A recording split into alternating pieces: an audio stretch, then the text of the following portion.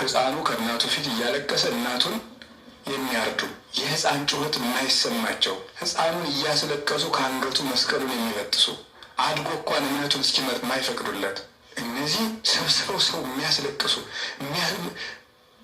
ክርስቲያኖችን ያላግጡባቸዋል። እያረዱ ቪዲዮ ያነሷቸዋል። በእሳት እያቃጠሉ ቪዲዮ ያነሷቸዋል። እንዲህ ሆኖ ምንም የማይነጋ ነው የሚመስላቸው። ቀን የማያልፍ ጉልበት የማይደክም ዘመን የማይተካ ነው የሚመስላቸው። በጣም የሚገርመው ግን ወይትረሃዋ ህወሓት ለም ፍጥረት ወጣት ቢያልቅ ካህን ቢታረድ ቤተክርስቲያን ቢቃጠል ሰው ቢሞት እግዚአብሔር የተዘጋ ከፍቶ ቤተክርስቲያንን ያስቀጥላታል። ላረዳችሁ ሰዎች ግን ወዮላችሁ፣ እግዚአብሔር ዋጋ ይከፍላል። የሚቃወም ይቃወሙ፣ የሚጠላ ይጥላኝ።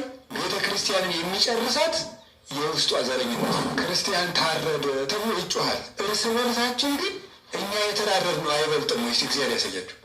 ያረዱ ሰዎች 50 ክርስቲያን 100 ክርስቲያን 200 ክርስቲያን ያርዳሉ። ዘረኝነት ግን የሁላችንን ልብ አላረደውም እንዴ? አርዶ እኮ በልቶታል። አሁን እንኳን ደግሞ ልባችን ለወንድማማችነት የተከፈተ አይደለም። ሂዱ፣ በቤተ ክህነት ሂዱ፣ በመምህራን መካከል፣ በመነኮሳት መካከል፣ በትልልቆቹ መካከል ዘረኝነት እልም ያለ ዘረኝነት። ይህ ልብ መቼ ነው የሚከፈት? ደም እየፈሰሰ እንኳን ደግሞ አይከፈትም። አሁንም የተዘጋ ልብ፣ አሁንም የተዘጋ ልብ፣ አሁንም ጎጠኛ፣ አሁንም መንደረኛ፣ አሁንም ዘረኛ፣ አውሬ ምንም በቃ እንደ በክርስቶስ ስም ተሰብስቦ ሰው ዘረኛ የሆነ ክርስቶስ አንዲት ቤተ ክርስቲያን አይደለም ያለችው። ልብ ለልብ እየተዳረርን አይደለም ወይ? ካህናቱም አርደዋቸዋል፣ የሞቱት ሞተዋል፣ ያለውንም በቁማችን የሞትን ነው። ወጣቱም በማይረባ ስርዓተ ትምህርት ሀገር የለሽ ቤተ ክርስቲያን የለሽ ወገን የለሽ ፍቅር የለሽ የሆነ የሚያርድ የሚያደርገውን የማያውቅ ከሆነ ቤተ መቅደስ እየተቃጠለ ሰሞኑን እየሰማቸው ነው። ክርስቲያኖች ይታረዳሉ።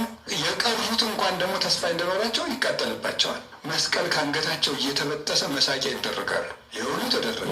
አያችሁ፣ ትውልድን ከሀገር እንዳይኖር ማድረግ፣ የሚያመልክበትን ቤተክርስቲያን ማቃጠል፣ ቀጥሎስ በስርዓተ ትምህርት ደግሞ ማበላሸት። የእኛ ያልሆነ ትምህርት ያለን ይመስለኛል። ወጣት ቢያልቅ ካህን ቢታረድ ቤተክርስቲያን ቢቃጠል ሰው ቢሞት እግዚአብሔር የተዘጋ ከፍቶ ቤተክርስቲያንን ያስቀጥላታል። ላረዳችሁ ሰዎች ግን ወዮላችሁ፣ እግዚአብሔር ዋጋ ይከፍላል። የክርስቲያን ደም ስንት ሲፈስ ነው የሚሞላ ጽዋው? አይበቃም ወይ?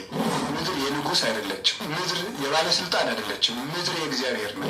ድሃውን እየገለበጥክ ቤቱን እየወረስክ እያፈረስክ ቤት የምትሰራ ሁሉ ያ ምድር የእግዚአብሔር ነው፣ ያንተ አይምሰልህ።